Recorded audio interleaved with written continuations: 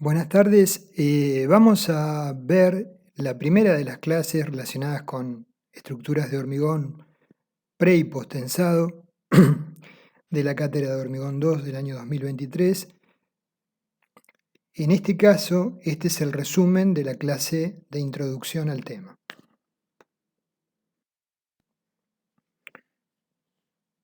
Hemos desarrollado en la materia previa de hormigón 1 los conceptos como para comprender que el hormigón es un material apto para las estructuras resistentes, combinada con el acero, es muy eficiente. Y esa combinación se basaba en la capacidad del hormigón de tomar esfuerzos de compresión y la capacidad del acero de tomar las tracciones para las cuales el hormigón era muy poco confiable, ¿sí? Tenía una limitada capacidad de tomar tracciones.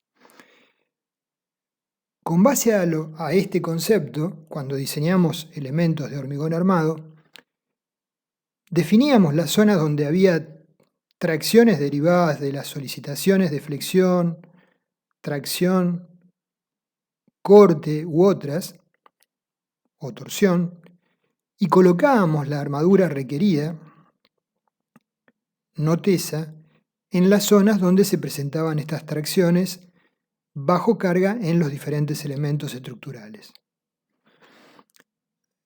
No obstante, en función de la adherencia, cuando la pieza se empieza a cargar, por ejemplo, en una viga, el hormigón inicialmente toma esas tracciones en estado 1, pero la capacidad de formarse a tracción, la elongación del hormigón al ser una piedra artificial es muy limitada, se agota y se genera una fisura. Si hay armadura no tesa que cruza esa fisura con una cuantía adecuada, esa armadura era la que tenía la misión de tomar las tracciones que tomaba el hormigón en estado 1.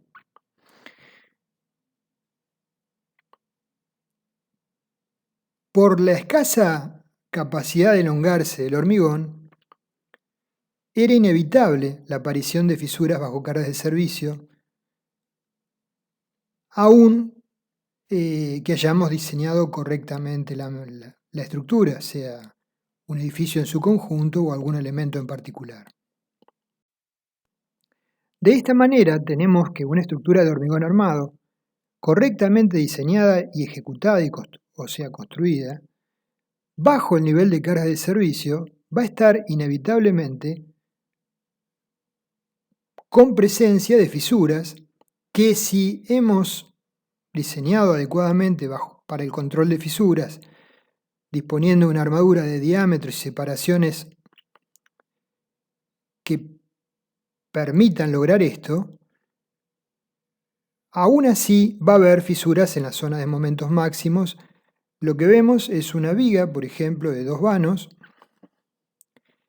con una carga uniforme que podría ser el peso propio más la sobrecarga, supongamos, de una losa de azotea. En los vanos se van a presentar tracciones en las caras inferiores y en el apoyo continuo tracción en la cara superior. Supongamos que calculamos y colocamos la armadura requerida para tomar esas tracciones bajo cargas mayoradas. Aún así, bajo el nivel de cargas de servicio, observaríamos cuadros de fisuras de pequeño espesor, del orden de 0,30 milímetros o aún menor, en la zona de máximos momentos en las caras inferiores, y en la cara superior quizás no la visualicemos porque puede estar tapada por el contrapiso.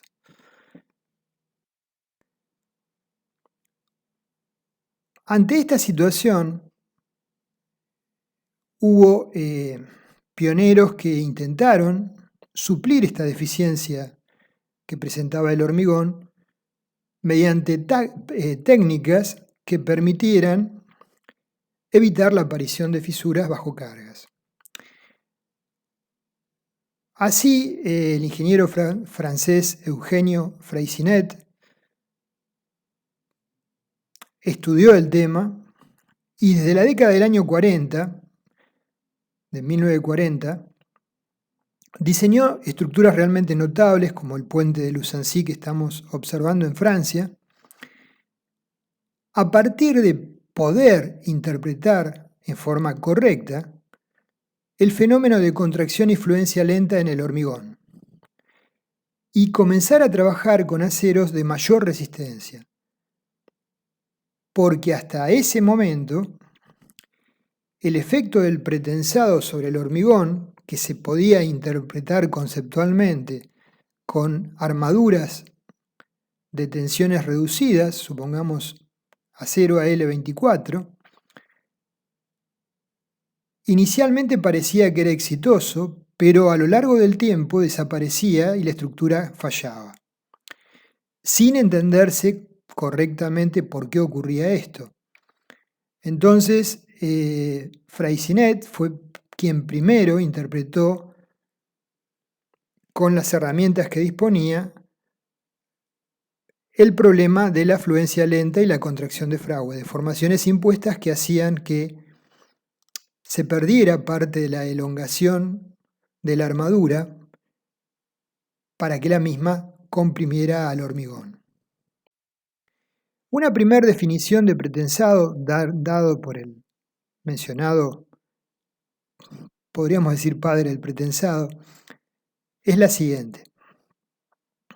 Pretensar una estructura es crear en forma artificial, antes de la aplicación de las cargas exteriores o en simultáneo con ellas, esfuerzos de carácter permanente, tales que combinados con los esfuerzos producidos por las cargas, se logre garantizar que los esfuerzos resultantes permanezcan comprendidos entre los límites que el material sea capaz de soportar en forma indefinida para todos los estados de carga considerados.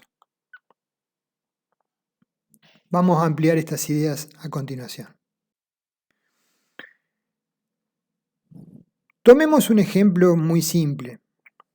Tenemos varios libros en una biblioteca, de esos libros viejos, de tapas duras, rugosas, pesados, y estamos tratando de reorganizar esa biblioteca y la disposición de esos libros.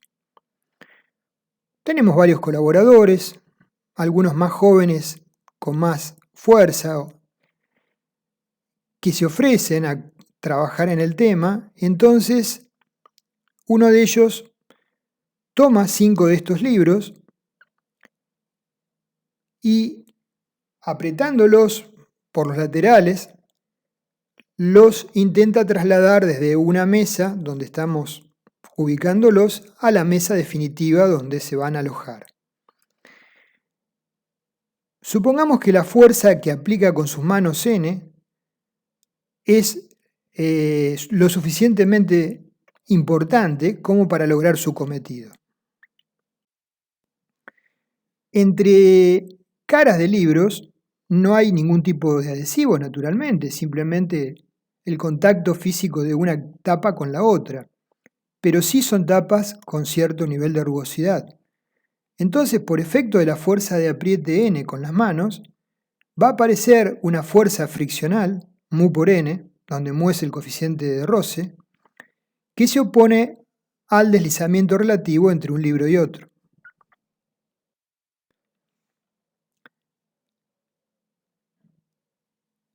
Un ejemplo simple de la idea anterior es la fabricación de barriles.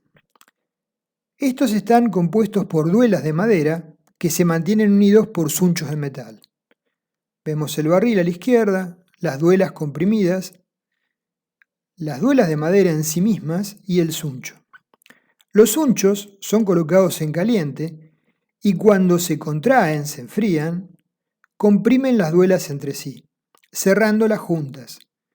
Las juntas van a permanecer naturalmente estancas siempre que las fuerzas de tracción ejercidas por el líquido sobre las paredes sea inferior a las compresiones que inducen los sunchos.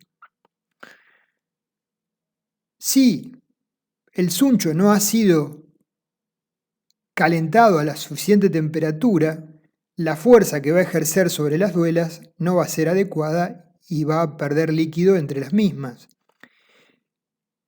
Por el contrario, si la presión que ejerce el suncho es excesiva, la presión que va a sufrir las duelas entre caras va a ser tal que va a fallar por compresión la madera en sí misma.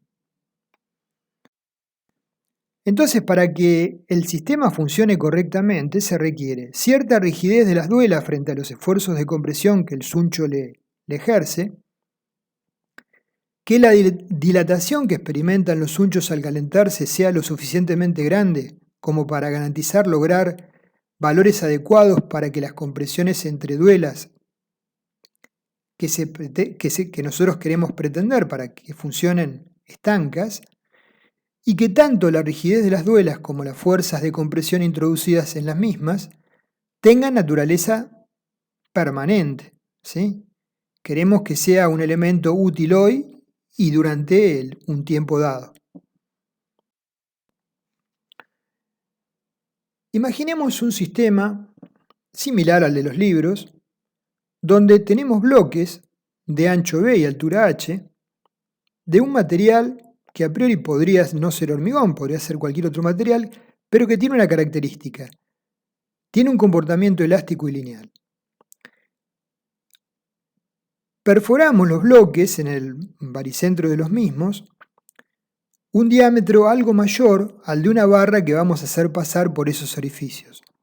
Los colocamos sobre una mesa, uno al lado del otro, alineados, y pasamos una barra que fijamos del extremo izquierdo y tesamos del lado derecho. La apretamos fuertemente contra la cara derecha. Por tanto, la barra queda sometida a tracción porque no puede volver a recuperar su longitud original, y los bloques entre sí, que no tienen a priori ningún tipo de adhesivo que los vincule, quedan comprimidos por efecto de la fuerza que ejerce la barra. Observamos que la barra no está ubicada en cualquier posición, sino adrede está ubicada a la altura del baricentro de los bloques. Es decir, que si este conjunto de bloques y barra lo montáramos sobre dos apoyos en los extremos, podríamos pensarlo como una viga, compuesta por elementos de un espesor E determinado, que es el espesor de cada uno de los bloques. Esa barra, dado que está ubicada en el eje neutro, no tomaría cargas de peso propio ni sobrecargas aplicadas. Pero aún así, bajo ciertas circunstancias, este esquema primario de viga podría llegar a funcionar. Entonces, lo que hacemos es, fijamos la barra por un extremo, traccionamos la misma desde el otro, la barra queda con un esfuerzo de tracción remanente debido a la imposibilidad de recuperar la longitud original.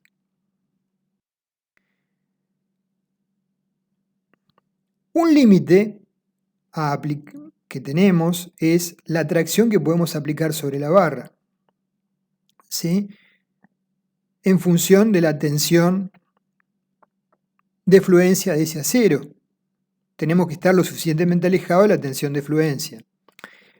Pero otro límite está dado por el tipo de material de los bloques y la máxima tensión de compresión que pueden soportar los bloques. Son dos condiciones límites que tenemos para este sistema. Si ahora lo colocamos, como dijimos, como una viga apoyada sobre sus extremos y empezamos a aplicarle cargas, supongamos que tratamos de aplicarle una carga uniforme, de intensidad creciente, podríamos, dado que asumimos que el comportamiento de los bloques es elástico y lineal, aplicar el principio de superposición de efectos y analizar la zona central donde se presentan las máximas tensiones que puede tomar nuestra viga que hemos creado de esta forma particular. Por un lado, el efecto de la fuerza de compresión que está aplicada en el baricentro va a generar un esfuerzo uniforme de compresión como el de la izquierda, abajo. Por otro lado, el peso propio de los bloques más la sobrecarga uniforme que le hemos aplicado va a generar un diagrama de tensiones lineal con tensiones nulas a nivel del baricentro en la zona de momento flector máximo, con tensiones máximas de compresión en la cara superior y máximas de tracción en la cara inferior. La sumatoria de ambos diagramas, izquierda, compresión, derecha, solicitaciones derivadas del momento flector de peso propio y sobrecargas, dará como diagrama resultante un diagrama que puede ser trapezoidal o en una situación límite podrá ser triangular como el que vemos. ¿Por qué digo en una situación límite? El diagrama que vemos tiene una tensión en la cara inferior nula de compresión. O sea, no hay tensiones de compresión, la tensión es cero. ¿Podríamos admitir tensiones de tracción en ese punto? No, porque no hay ningún elemento que las pueda tomar. Los bloques están apretados fuertemente pero sin adhesivo y no son continuos. ¿Podríamos aceptar un diagrama trapezoidal con una tensión remanente de compresión abajo? Sí, es factible ello. ¿Qué otra condición tenemos que cumplir? Yendo a la fibra superior, que la sumatoria de las tensiones de compresión del rectángulo y el triángulo, ese valor máximo, no superen las máximas tensiones que este material que conforma los bloques admita, con un coeficiente de seguridad adecuado, naturalmente.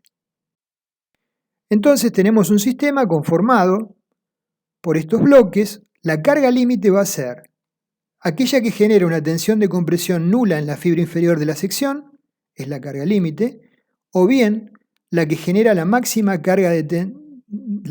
tensión de compresión admisible en la fibra superior para el material dado. La menor de ambas va a ser la carga límite. A la pieza sometida a compresión la denominamos pretensada y a la fuerza P que la barra transmite a la pieza se la denomina fuerza de pretensado. Debemos destacar que esta fuerza actúa como una carga exterior sobre la pieza, estando en equilibrio, no genera reacciones de vínculo. Al aplicar cargas exteriores, el esfuerzo de pretensado no se va a modificar, dado que, como dijimos, la barra está ubicada en el eje neutro. ¿Sí? Ahora, vamos a avanzar un poquito más y desarrollar algo. Dado que entre las caras de los bloques en contacto hay un cierto coeficiente de fricción, mu, se observa que el pretensado crea en la viga también una resistencia al corte dada por el producto de la carga aplicada N por el área por el coeficiente de fricción mu. Entonces, consideraciones respecto de las expresiones tensionales de lo que planteamos. La tensión entre bloques derivadas por el esfuerzo P aplicado será F'C es igual a menos P sobre B por H, que es el área del bloque, al cual le hicimos un agujero en el centro, pero consideramos que es despreciable frente al área total, si no tenemos que tomar el área neta. Al aplicar las cargas exteriores, vamos a tener en la fibra superior e inferior, si es un material elástico, una tensión igual al momento flector sobre el módulo resistente, vale decir, M sobre B por H cuadrado sobre 6, más menos. En la fibra superior tendremos, aplicando el principio de superposición de efectos, la compresión uniforme menos P sobre B por H, menos las tensiones de compresión derivadas de la flexión, menos M sobre B por H cuadrado sobre 6, y deberán ser menor o igual que la tensión de compresión admisible de ese material. Por otra parte, en la fibra inferior, F2 será igual a la compresión uniforme menos P sobre B por H más la tracción derivada del momento flector aplicado más M sobre B por H cuadrado sobre 6 mayor o igual que 0. En la situación límite sería 0.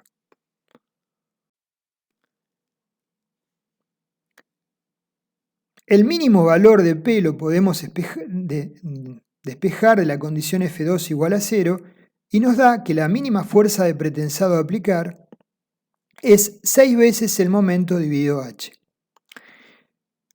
De la otra ecuación restante podemos despejar o B o H.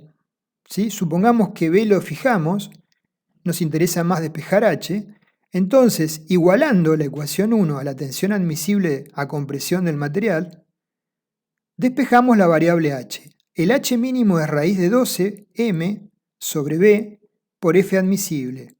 ¿Sí? De ahí surge la mínima altura a darle al bloque para tomar este sistema de cargas. Ahora, pensemos que quizás tenemos una solución un poco más eficiente que la que planteamos. Nosotros planteamos ubicar la barra en el eje baricéntrico de los bloques. ¿Qué pasa si tratamos de descentrar ese agujero hacia la zona donde están traccionados la cara de los bloques, derivada de su peso propio y las cargas que aplicamos? Es decir, efectuamos el agujero en los bloques a una distancia del baricentro igual a P que coincide con el borde del núcleo central, ¿sí? H sobre 6. En ese caso, bajo el solo efecto del pretensado de la barra, tendríamos como diagrama tensional en la sección un diagrama triangular, porque está en el borde del núcleo central, con una máxima tensión de compresión en la cara inferior y una tensión de compresión nula en la cara superior. Diagrama asociado solo con el pretensado de la barra.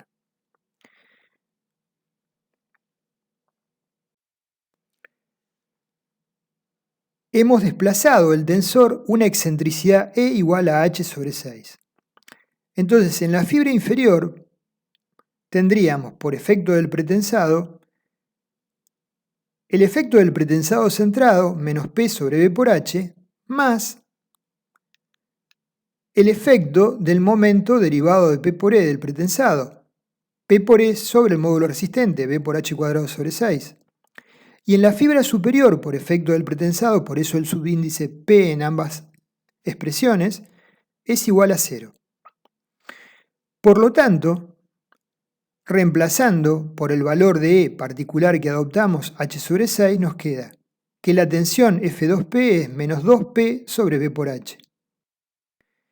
Para el estado de pretensado más carga máxima aplicada, considerando la situación de tracción nula en la fibra inferior nuevamente, porque a pesar de que bajamos la posición de la barra, no hay adhesivo ninguno entre las caras de los bloques, sigue valiendo la condición de F2 igual a 0, podemos despejar el valor de la fuerza de pretensado mínima. Ahora observamos que P es igual a 3M sobre H.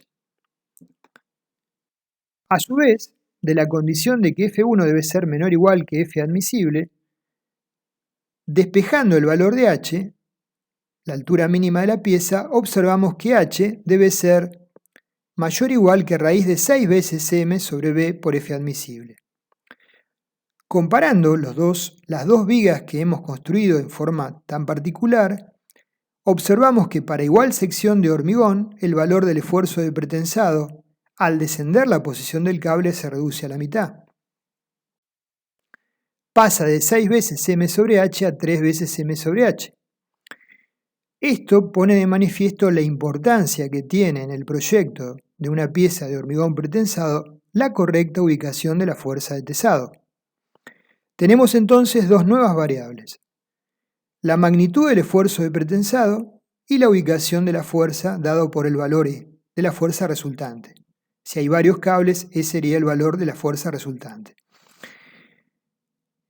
El acero de pretensado es caro, todos los elementos que van asociados con el mismo, anclajes y demás, también lo son. Entonces reducir la fuerza de pretensado para tomar un mismo sistema de cargas tiene un efecto económico positivo. Aparte se reducen las deformaciones asociadas con esas cargas de pretensado de fluencia lenta. Vamos a intentar una segunda definición del hormigón pretensado. El hormigón pretensado consiste en eliminar total o parcialmente, los esfuerzos de tracción derivados de las cargas exteriores de flexión, o bien puede ser de tracción, mediante la introducción de tensiones artificiales de compresión antes de la totalidad de la aplicación de las cargas exteriores, y que sumadas con estas van a generar tensiones totales para todas las posibles combinaciones de cargas de servicio que van a hacer.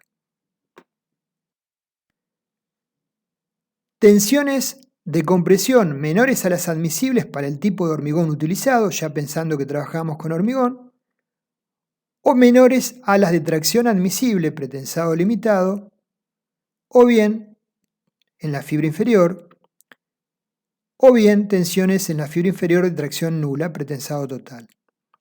El diagrama que observamos ahora admite tensiones de tracción en la fibra inferior, estamos trabajando con una viga de hormigón armado. Si fuera pretensado total, la tensión en la fibra inferior debe ser nula bajo el estado de cargas de servicio analizado. Si es pretensado limitado, se admite una tensión de tracción que no supere un determinado valor. Cada código o reglamento especifica ese valor, pero en general estamos pensando en valores del orden de la resistencia característica del hormigón dividido 10 aproximadamente, algo menor a eso. Como ventajas del hormigón pretensado podemos indicar, como usamos materiales de elevadas resistencias, tanto aceros como hormigones, esto nos permite lograr estructuras más esbeltas y mayores luces con un peso propio menor. Esta reducción de peso propio, pensemos por ejemplo que tenemos que cubrir una viga de una luz de 30 metros, significa una reducción convergente de solicitaciones y de secciones que permite optimizar el diseño.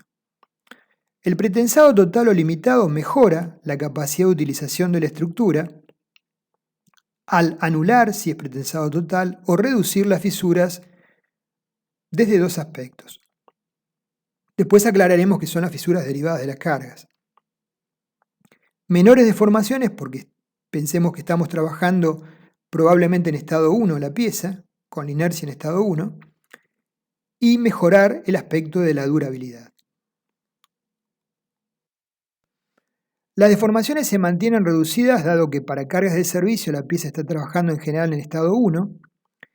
La estructura puede soportar excesos razonables de carga accidental porque las fisuras que pudieran producirse ante ese evento, al desaparecer esas cargas accidentales, por efecto del pretensado en general, salvo que hayan sido excesivas, se vuelven a cerrar. Posibilita en estructuras de edificios utilizar losas postensadas, disminuyendo el peso propio, aumentando las luces admisibles, reduciendo los tamaños de columnas y fundaciones, reduciendo el peso general de la estructura. Asimismo, aumenta la ductilidad del elemento ante cargas dinámicas, propiedad que proviene de una mayor resistencia a fatiga, debido a la pequeña amplitud de los ciclos de tensión en los aceros tesos. En el caso de una viga con un cable recto, tenemos en A el efecto de las tensiones derivadas del cable excéntrico pretensado solamente, en B las tensiones derivadas del peso propio, al lado A más B sería el estado aplicando el principio de superposición de efectos inicial, y luego que aplicamos en C la sobrecarga, el estado final, donde si fuera pretensado total, A más B más C, tenemos tensión nula en la fibra inferior y una tensión máxima de compresión naturalmente menor o igual que la admisible para ese tipo de hormigón.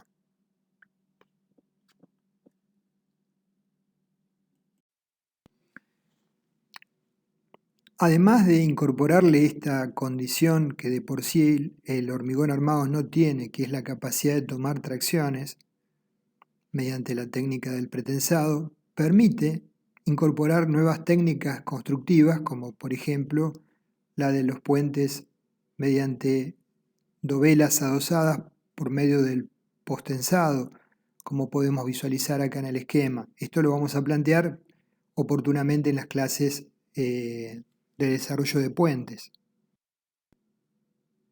Esta es una pila en la cual se está elevando una dovela premoldeada que se va a postezar contra la aledaña. En estos casos, se verá cuando se trate el tema, hay que trabajar en forma equilibrada, con avances en voladizo, ¿sí? De tal forma de no desestabilizar la pila. Otros ejemplos de aplicación del pretensado, por ejemplo en plateas de fundación, donde inciden grandes cargas derivadas de las columnas, la ejecución de un cable, de cables de posttensado, que generen tensiones opuestas a las generadas por las cargas. Por ejemplo, en el edificio de la izquierda tenemos sobre la planta baja un gran vano vacío sobre el cual apean columnas de los niveles superiores. Se podría pensar en una viga postezada, si fueran dos columnas las que incidieran, con un esquema de cables poligonales como observamos, que generan reacciones que equilibren las de las columnas y de esa manera no solo tengan la capacidad de tomar las cargas incidentes de las columnas, sino sea un sistema rígido que impida deformaciones que afecten la superestructura. Lo mismo puede ocurrir si definimos la viga soporte en la zona superior. Lo único que ahora las columnas, en el esquema de la derecha, no van a trabajar como columnas propiamente dichas a compresión, sino van a trabajar como tensores. Van a sostener las cargas de las losas y las van a elevar hacia el nivel superior para luego derivarlas hacia las columnas de borde. En este caso se requeriría de importantes columnas en las zonas extremas. En los casos que hay avances de la estructura sobre el frente o cambios, se pueden generar por fuerzas de desviación, fuerzas de tracción que tienen que ser anuladas, equilibradas con tensores, y esta es una posible solución también. Después veremos en estructuras para caras horizontales el edificio espacio, que tiene una variación del frente muy particular, muy bonita, que exige que en ciertos niveles de losa se ejecute un posttensado. En ochavas, para limitar el descenso de las mismas, en lugar de colocar tensores de hormigón armado que van a tomar las tracciones, pero en estado 2 fisurados y por lo tanto van a tener una deformación asociada mayor, inevitablemente se puede pretensar esos tensores para que aún bajo la sobrecarga de uso estén con una compresión remanente aunque sea reducida. Pretensado total sería. Este es el refuerzo y recrecido de una base, en línea punteada al original y en línea llena al recrecido, donde se ejecuta un posttensado para darle monoliticidad al hormigón nuevo con respecto al hormigón existente de la misma. Este es arriba una platea de fundación, abajo una viga de apeo de columnas superiores con el cable de tesado con las curvaturas correspondientes para equilibrar las cargas que se le aplican a la misma.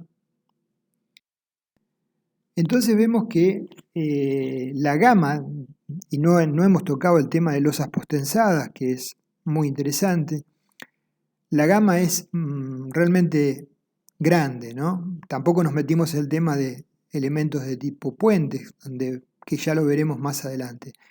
En cuanto al análisis estructural, el diseño y cálculo de una estructura de hormigón pretensado se encara en forma semejante al de otro tipo estructural.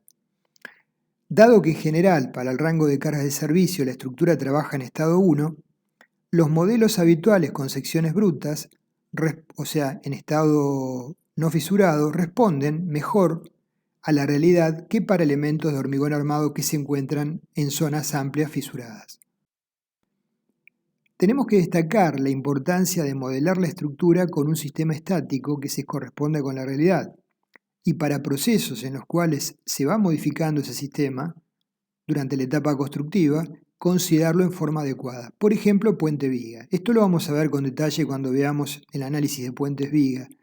¿Sí? Acá tenemos un estado transitorio, el llamado transitorio 2, donde las vigas posttensadas son apoyadas sobre las pilas a la espera de ser hormigonadas las losas. Y acá tenemos al puente que vemos en la foto de arriba, ya hormigonado y en servicio.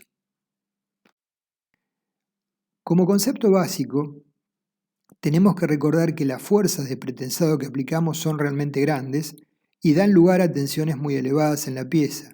Por lo tanto, las hipótesis que solíamos aplicar aproximadas para elementos de hormigón armado pueden transformar en forma significativa el estado tensional supuesto, dando lugar a graves consecuencias para la estructura. Es decir, por ejemplo, el replanteo de las vainas que estamos viendo, ahí vemos 2 inferiores y 3 superiores, 5 vainas, que haya descendido o ascendido 3, 4 centímetros respecto a la traza original, implica que si en esa vaina hay un cable de 150 toneladas de tesado, va a tener una excentricidad no prevista de 150 toneladas por ese valor que mencionamos, alterando significativamente las tensiones en la estructura.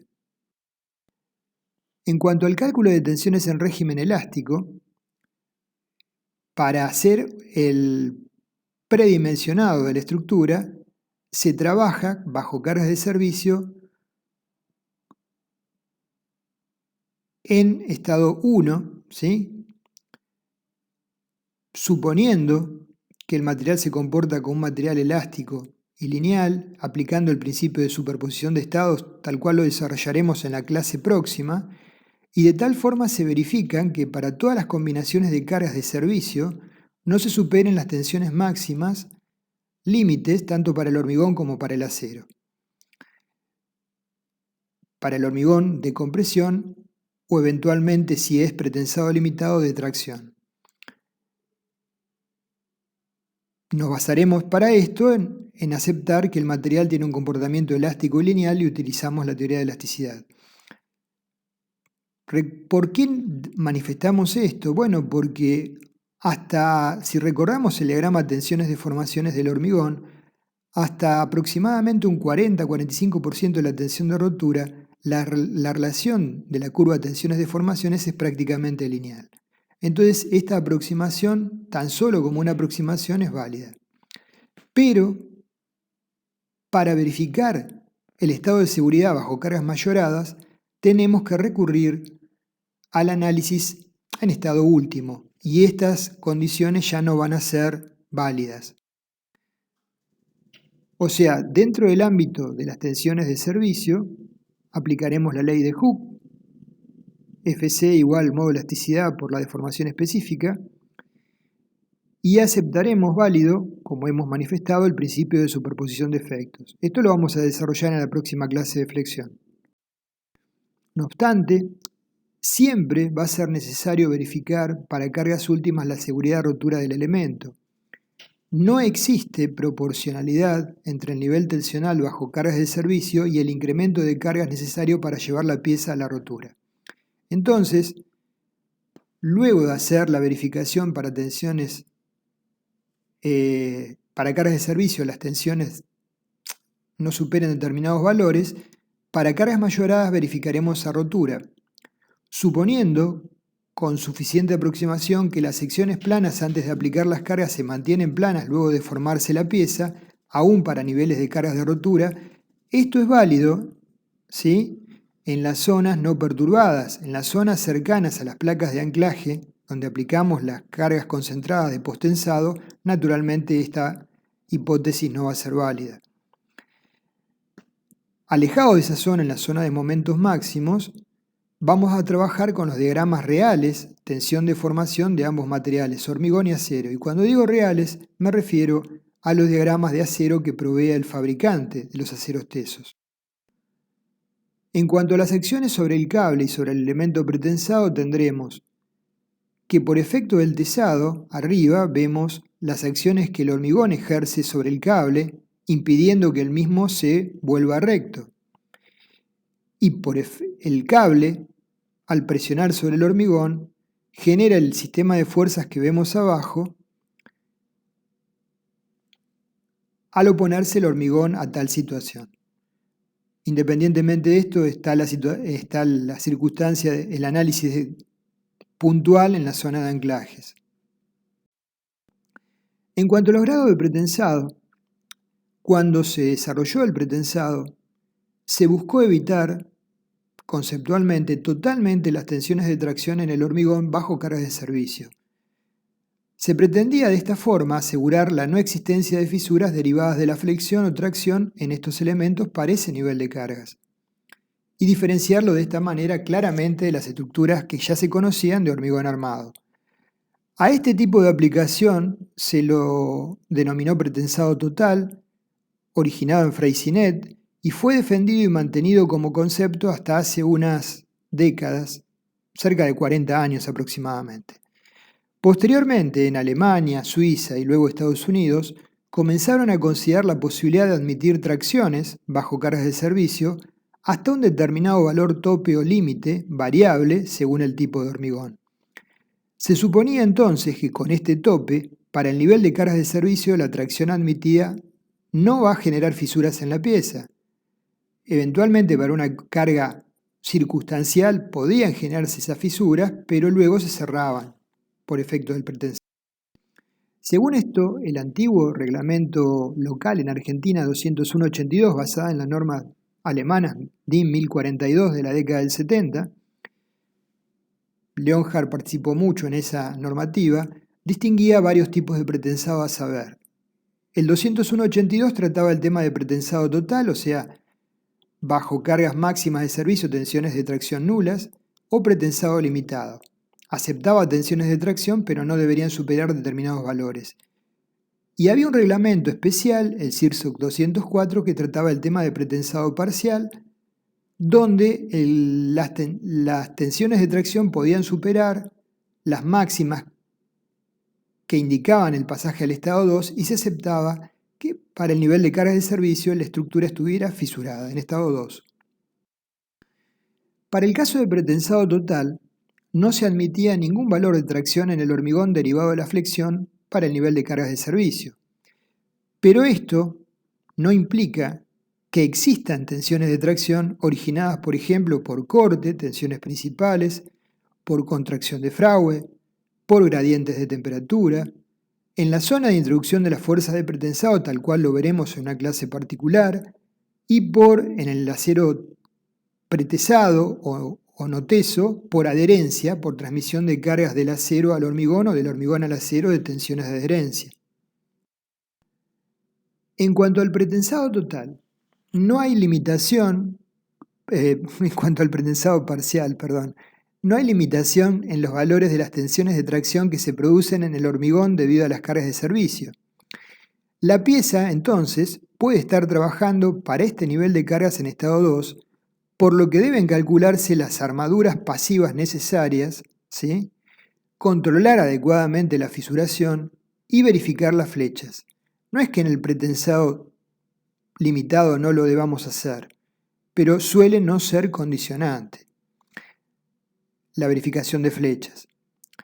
Actualmente se considera positivo reducir la precompresión realizando un pretensado limitado, porque por una parte las deformaciones de fluencia lenta se reducen, la contraflecha negativa que tendría la pieza, ante la presencia no permanente de la sobrecarga prevista máxima, y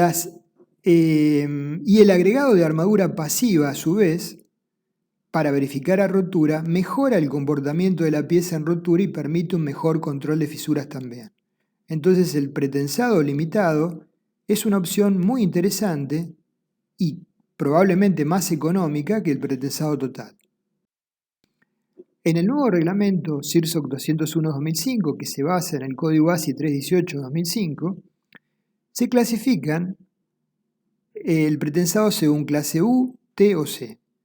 U sería no fisurado, sería equivalente al pretensado total. La tensión máxima de tracción en el hormigón bajo el nivel de carga de servicio debe ser menor o igual que 0,7 de raíz de F'C. T sería transición o pretensado limitado, donde Ft varía entre 0,7 de raíz de F'C y raíz de F'C.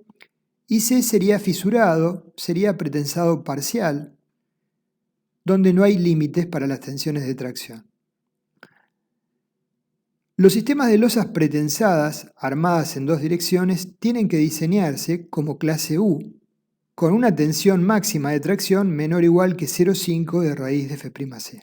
Es una aclaración que indica el código. Respecto de la necesidad de utilizar aceros de pretensado de alta resistencia, yendo para atrás en la historia, los primeros intentos que se realizaron para pretensar las estructuras tuvieron el inconveniente de la inexistencia en aquella época de aceros de alta resistencia. Entonces, luego de un cierto tiempo, el esfuerzo de pretensado inicial se perdía totalmente. Por otra parte, no conocíamos los fenómenos reológicos, en especial los de fluencia lenta, con precisión. Entonces, con el tiempo, el acortamiento del hormigón comprimido tenía tal magnitud que anulaba totalmente el esfuerzo inicial de pretensado. Es decir, el hormigón era comprimido fuertemente por el pretensado, pero a lo largo del tiempo, las pérdidas de tensiones por relajación en el acero y por contracción de fragua y fluencia en el hormigón tendían a que el esfuerzo de pretensado se perdiera totalmente. Freycinet, en los años 30, fue quien primero intentó interpretar adecuadamente este fenómeno y definió a partir de ello la necesidad de utilizar aceros de alta resistencia.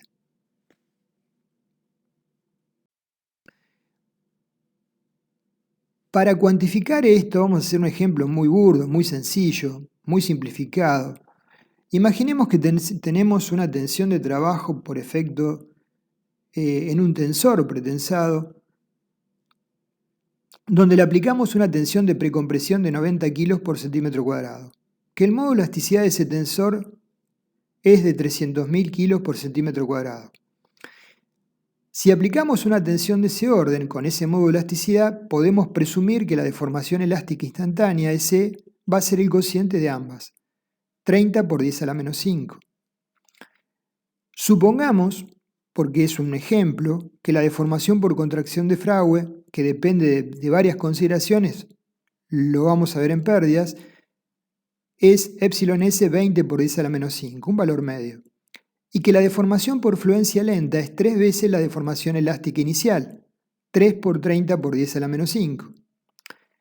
Vamos a comparar ahora la deformación que sufre por efecto del pretensado con la deformación que se va produciendo por la sumatoria de la deformación elástica, contracción de Fragua y fluencia lenta. La deformación total a lo largo del tiempo sería, en este caso, en forma grosera, 1,10 por 10 a la menos 3. Supongamos que en esas épocas utilizáramos un acero AL24 con una tensión de fluencia de 2.400 kilos por centímetro cuadrado. Supongamos también que lo tesamos con una tensión máxima de 1.600 kilos por centímetro cuadrado. En realidad podríamos haberlo tesado con una tensión del orden de los 2.000 kilos por centímetro cuadrado. Con εs 1600 sobre el módulo de elasticidad del acero nos da un valor mucho menor que 1,10. Si hubiera sido 2000 también nos daría un valor mucho menor que 1,10. Por tanto, la deformación en la barra se pierde totalmente luego de varios años de ser aplicada la misma. ¿Sí? El hormigón se habría deformado más que la elongación previa de la barra de acero teso, perdiendo toda la precompresión. Ahora, esta situación cambia sustancialmente con la utilización de los aceros actuales con tensiones de fluencia del orden de los 17.000 kilos por centímetro cuadrado y bajas pérdidas por relajación. Acá tenemos, a modo de ejemplo, gráficos que el fabricante nos provee de los relación tensiones-deformaciones de aceros de pretensado, en este caso alambres de acero para pretensado BR de baja relajación APL 1700, 7 milímetros, la sección 38-48 milímetros cuadrados, la tensión de fluencia 1500 megapascales y la tensión de rotura 1700 megapascales. Con este diagrama tensión-deformación procederemos, cuando sea el caso, a hacer la verificación a rotura. Tenemos a su vez el diagrama del fabricante, por ejemplo, cordones de acero para pretensado C1950, 2 o 3 alambres de igual diámetro, arrollados helicoidalmente con paso uniforme. Se denomina C1950, son cordones de 3 por 2,25 milímetros, con una sección de 11,93 milímetros cuadrados. La carga al 1% de alargamiento total es de 19,80 kN y la carga de rotura de 23,50 kN. Nuevamente tenemos el diagrama tensión-deformación que utilizaremos para la verificación a rotura. Así podemos observar de diferentes catálogos especificaciones de otros productos. Los cordones de 7 alambres de baja relajación, C1900, son muy utilizados. Consisten de un alambre central y 6 alambres que se arrollan helicoidalmente alrededor del mismo. Y acá vemos el anillo sobre el cual se anclan, que se apoya sobre la placa, y los segmentos de círculo que generan cuando se presiona con el gato el anclaje del mismo cable sobre el cilindro. Acá vemos el diagrama de tensiones deformaciones de un cordón de este tipo, con un diámetro nominal del cordón de 15-20 milímetros, un área nominal de 140 milímetros cuadrados, naturalmente, carga al 1% de alargamiento de 2,35 kN y carga de rotura de 2,61 kN.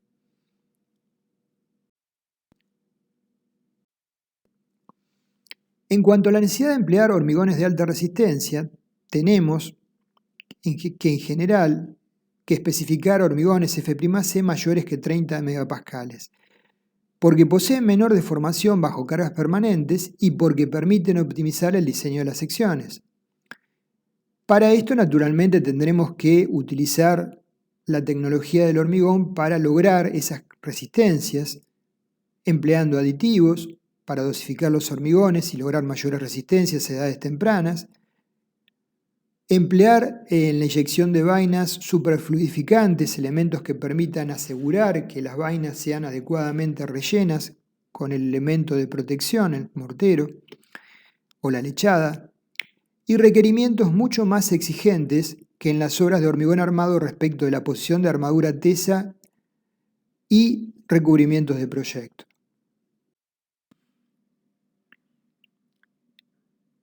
Vamos a desarrollar a continuación un ejemplo de un ensayo de carga de una viga postensada con un cable excéntrico, presentando la situación desde que está ubicada en la playa de premoldeados, siendo tesada, sin sobrecarga ninguna, hasta que se la ubica luego de tesada en una posición en la cual se le comienzan a aplicar cargas y se llega hacia arriba finalmente a la falla, suponiendo que ha sido armada de tal manera que la falla sea dúctil, subarmada, y asumiendo también que no hay una falla anterior por corte. Entonces, el tema de corte lo vamos a analizar más adelante. Si observamos el dibujo, tenemos en ordenadas cargas y en abscisas deformaciones. A la derecha deformaciones positivas, en sentido gravitatorio, y a la izquierda del diagrama, deformaciones negativas, es decir, contraflechas. Partimos del punto cero de cargas cuando aplicamos el esfuerzo de pretensado. Por efecto del cable excéntrico, la viga se contraflecha, se flecta hacia arriba, manifestándose inmediatamente. Ahí marcamos en rojo desde el origen hasta el punto que la viga se contraflecha, manifestándose inmediatamente el peso propio. ¿Sí? Al despegarse la viga del apoyo sobre el encofrado, se manifiesta el peso propio.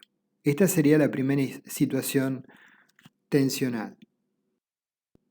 Entonces, al manifestarse el peso propio, arribamos al diagrama que hemos marcado en rojo, disminuye parcialmente la flecha negativa, Está la viga aislada en la playa de Premoldeados, sin sobrecarga externa alguna. Hay una fuerte tensión de compresión en la fibra inferior, precompresión, y eventualmente podría existir una tensión de tracción en la fibra superior en la zona de máximos momentos a futuro, ¿sí? Que debería ser limitada y colocar una armadura pasiva para contenerla. Entonces hemos transitado lo que marqué en rojo, desde el efecto del pretensado excéntrico, la curvatura negativa de la viga y la manifestación del peso propio. A partir de este punto, trasladamos la viga a otro lugar, la apoyamos sobre los extremos como una viga simplemente apoyada y comenzamos a aplicar cargas externas.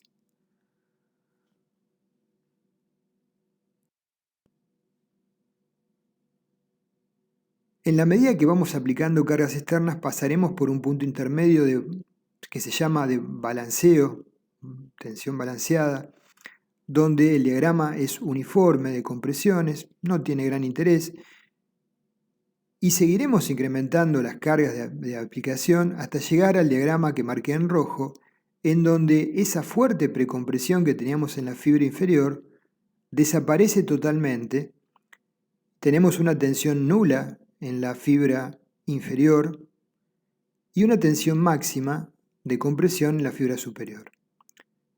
Este es el momento asociado con esta situación, se denomina momento de decompresión.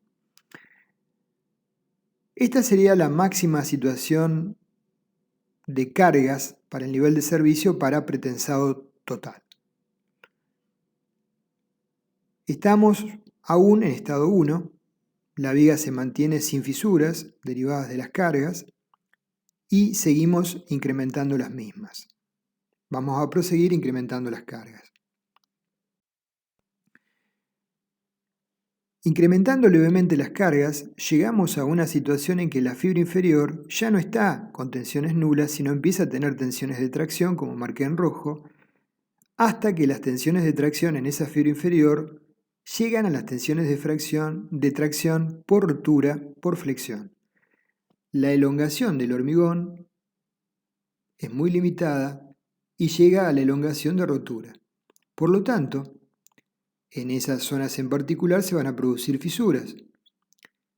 Se presume que hemos colocado armadura pasiva para controlar el espesor de las mismas y estamos todavía en rango de cargas de servicio para pretensado limitado, ¿sí? Si no superamos esta tensión FR, estaríamos dentro de lo que se establece como pretensado limitado. Si superamos este nivel de cargas, ya estaríamos en pretensado parcial. Podemos superar levemente este nivel de cargas hasta llegar a un tope de lo que sería el nivel de cargas de servicio en una situación normal. Las flechas abajo vemos que son positivas, o sea, la contraflecha negativa ha ido desapareciendo hasta que llegó para el nivel de balanceo a una contraflecha nula. Y luego se empezaron a producir flechas positivas, delta L y luego incrementales.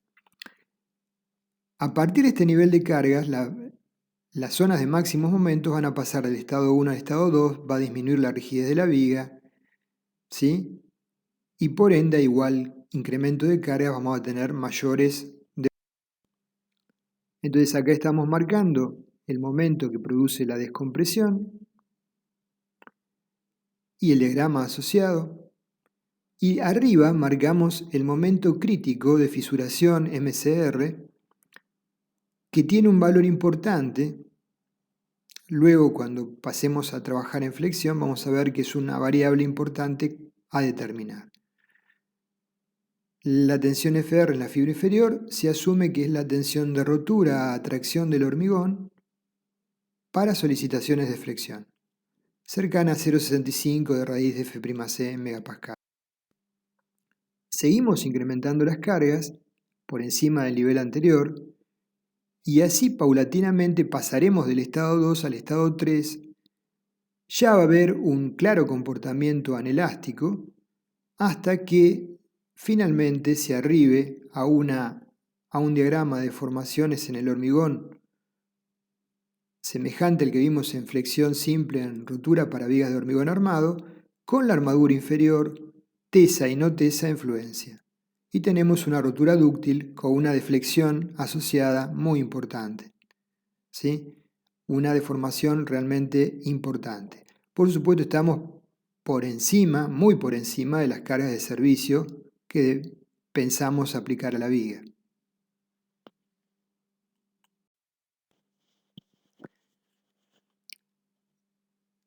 Repitiendo el gráfico, observamos lo siguiente, que para el rango de cargas de servicio, en pretensado total o limitado, estamos marcando con una flecha en negro más o menos la variación posible de cargas a aplicar.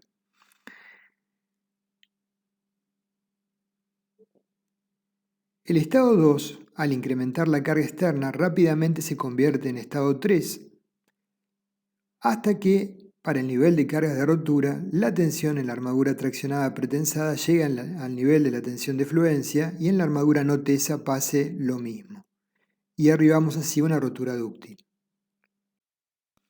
El comportamiento final a rotura para piezas con pretensado adherente es totalmente semejante al de las vigas de hormigón armado subarmadas que vimos oportunamente en la cátedra de hormigón 1.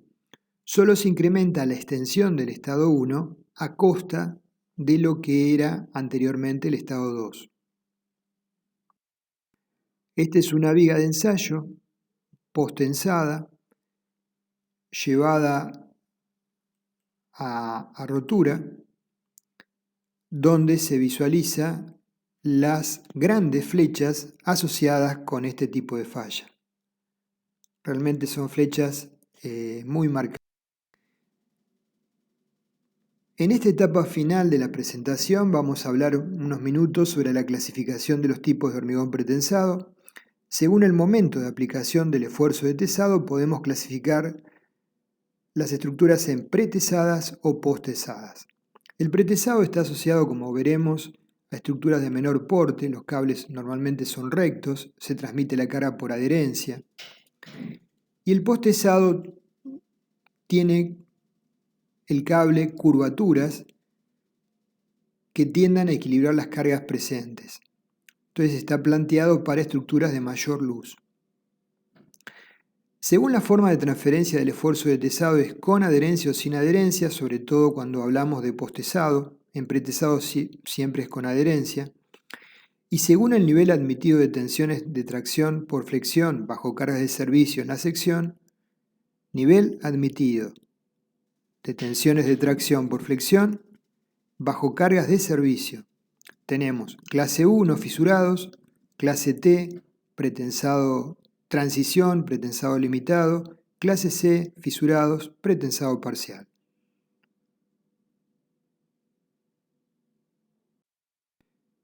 Comenzando por la primera clasificación, tipos de hormigón pretensado, pretensado y posttensado. El hormigón pretensado consiste en el tendido previo de uno o varios cables de acero entre dos macizos de anclaje rígidamente vinculados al suelo. Se fijan de un lado y se tesan con un gato desde el otro, hasta que se llegue a la fuerza de tesado prevista. No existe ningún elemento físico entre ambos extremos del cable. Luego se coloca la armadura, el encofrado de la viga pretesada, se hormigona la viga y cuando llega el momento adecuado, porque el hormigón adquirió la resistencia de diseño, se cortan los cables. El cable tratará de volver a la longitud inicial, pero a partir del contacto del cable con el hormigón, es impedido esa posibilidad por la transmisión de tensiones de adherencia entre el cable desnudo y el hormigón. Esta es una viga, no son muy usuales las vigas pretesadas, porque los cables son generalmente rectos, donde se ve una gran cantidad de cables en la cara inferior. El procedimiento está descrito aquí: se tensan los cables en los bancos, se hormigona la pieza y se cortan los cables. Si el cable es excéntrico, se genera una contraflecha negativa. Estas son vigas pretesadas donde, justamente por efecto de los cables rectos, hay excentricidad del cable en la zona de momentos nulos y por lo tanto, para limitar las tracciones en la cara superior, en esta viga en particular, se ejecutan cables de tesado en la cara superior, ¿sí? Como podemos ver en la foto. Son vigas pretesadas. En ocasiones puede ser requerido piezas pretesadas con cables no rectos. Generan ciertos inconvenientes como los que vemos, donde queremos darle un cable poligonal, por ejemplo. Tenemos que colocar fuerzas de sujeción del cable al molde sobre el cual estamos hormigonando, ¿sí? Que tiene que evitar que el cable se vuelva recto al ser tesado, ¿sí? Esto, bueno, es factible, pero tiene cierto grado de dificultad. En hormigón posttesado la técnica es distinta. Lo que se hace es ejecutar el encofrado de la viga, colocar la armadura pasiva de estribos y armadura longitudinal pasiva, colocar las vainas, que son conductos, vainas corrugadas de acero corrugado, deformables, flexibles, que sigan la traza del cable medio, ¿sí? Que representa normalmente la traza de varias vainas.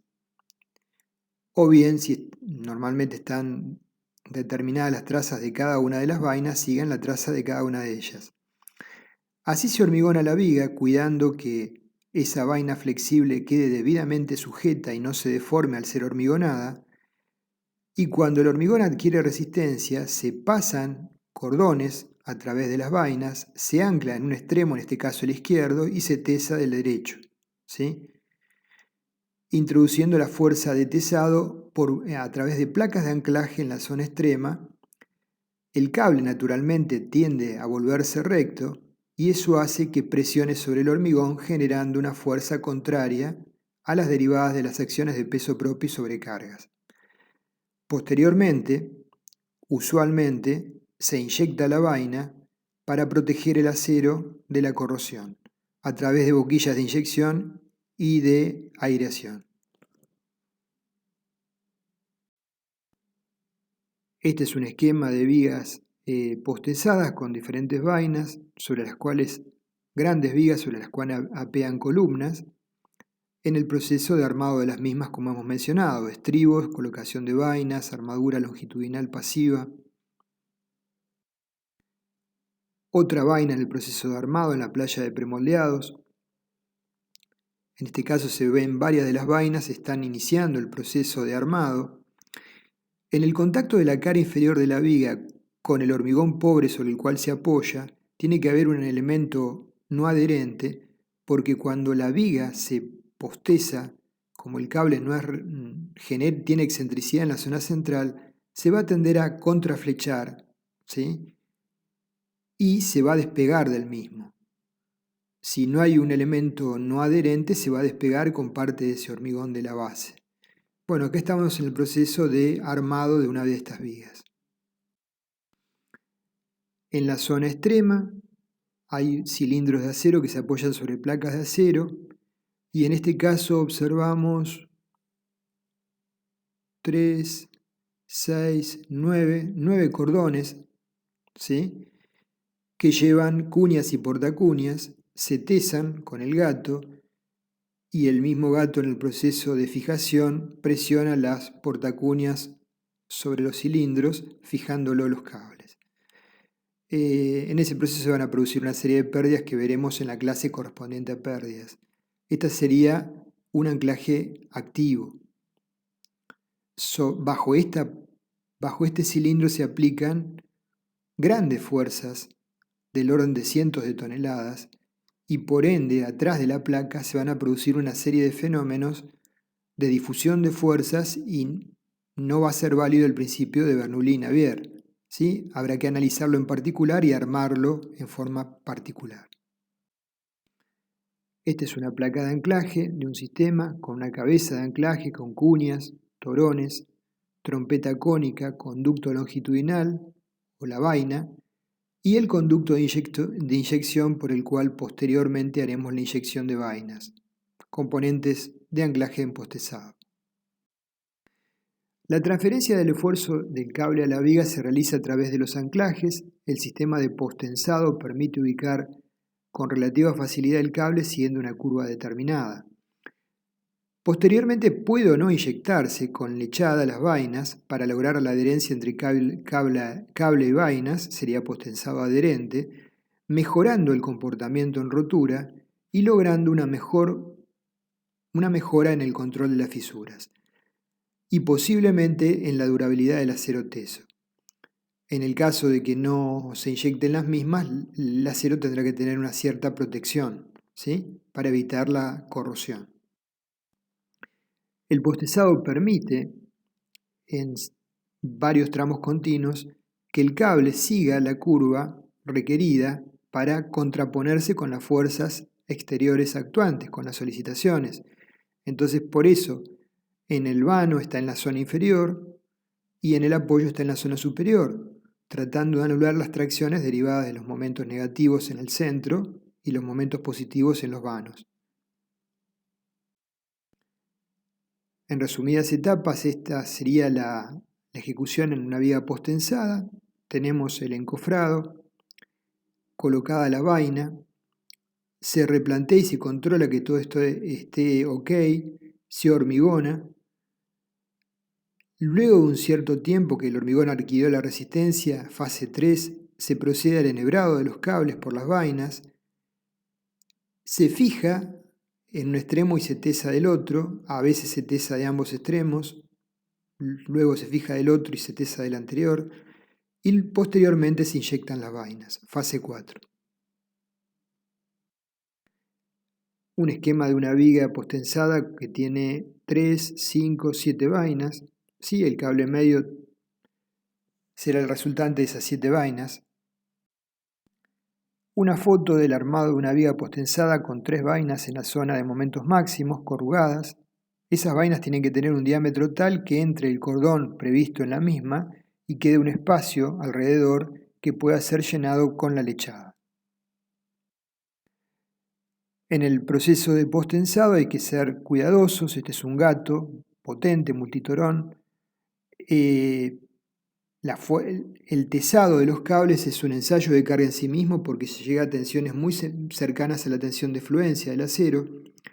Se puede producir un corte de algún cable defectuoso y eso puede generar algún accidente. Por eso nunca nos posicionamos detrás del gato, siempre a los costados. No lo mencioné, pero en la zona extrema las vigas son macizas justamente para poder tomar esas grandes fuerzas de introducción de cargas. Ya lo vamos a ver en otras fotos. Con respecto a las precauciones constructivas hay que extremarlas porque los altos valores de fuerzas a aplicar a través de los cables deben respetar el trazado teórico y esto cobra singular importancia. Entonces el trazado del cable medio es cubierto por varios cables, en este caso por 3, que se replantean en distintas secciones de la luz, de fondo encofrado al fondo de la vaina. Las vainas deben ser adecuadamente ubicadas en esas posiciones y cuando hormigonamos no deben deformarse ni perder esa posición. Cualquier deformación implica que una fuerza de a lo mejor 100 y pico de toneladas se aplica con una excentricidad de a lo mejor un par de centímetros diferente, consecuentemente cambian las solicitaciones. Este es el trazado de una viga importante con 4 vainas, ¿sí?, que materializan el cable medio, antes de ser tapada para luego hormigonarse. Y dentro de los tipos de postensado también dijimos que teníamos postensados con tendones adherentes, que son en todos los casos que hemos mencionado, o postensado con tendones no adherentes. En particular, en este caso, el cable se engrasa y se envaina para no tener adherencia con el hormigón. Se utiliza, por ejemplo, en losas postensadas por una cuestión de que las vainas tienen que ser de poco diámetro para no perder altura útil. En estos casos, tendones no adherentes, los cabos se fabrican engrasados y forrados con una vaina de polietileno de alta densidad. El cordón interior de acero está conformado por 7 alambres y la vaina se encuentra íntegramente rellena con grasa anticorrosiva. Los alambres deslizan libremente en el interior de la vaina plástica. Se colocan en obra con una tecnología similar a la de las armaduras pasivas, pero con mucho más cuidado para respetar el trazado. Se los utiliza mucho en losas postensadas. Se hormigona la pieza y luego se procede al tesado de los cables cuando el hormigón adquiere la resistencia requerida. Acá tenemos de uno de los proveedores, Freyssinet, un ejemplo del mismo, con tipos de cables denominados T13, T15, con secciones en milímetros de diámetros, secciones en milímetros cuadrados, esfuerzo de ruptura, ¿sí? Fuerza de servicio y demás datos. Como desventaja, los no adherentes son más propensos a sufrir daños graves ante incendios, al fallar el anclaje, el cable o cables en su totalidad en la longitud de la pieza, es decir, si falla el anclaje, falla el esfuerzo en la totalidad del elemento. En el adherente no pasa eso. Comercialmente se proveen en 2 diámetros, de cordón desnudo 12,70 milímetros o 15-20 y con cordones envainados 15-70 o 18-20 milímetros. En azul vemos los que son los cables, justamente, envainados en la zona de apoyo de una losa postensada. Otra foto del trazado de cables en una losa postensada, ya veremos que hay diferentes configuraciones de trazado.